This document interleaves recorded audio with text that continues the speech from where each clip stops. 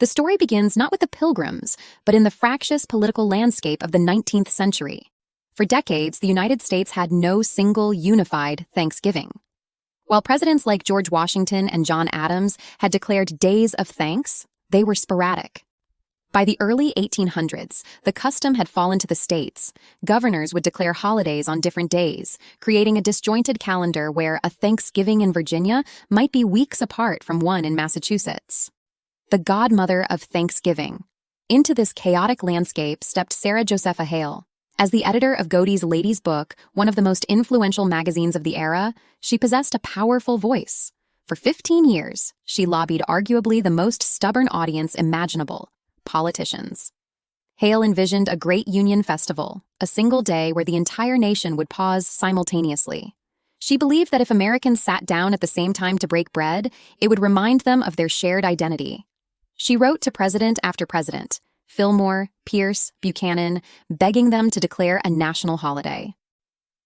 As the sectional crisis over slavery deepened, they all ignored her, fearing that a federally mandated holiday would infringe on states' rights.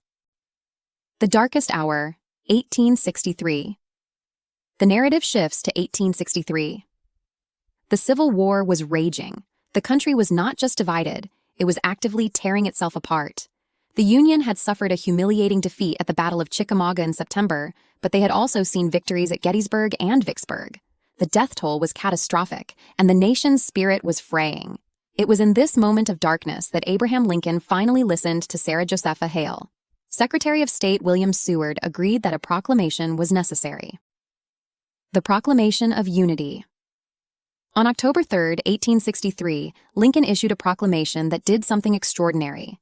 Instead of focusing on the bloody war, he directed the nation's gaze toward its blessings.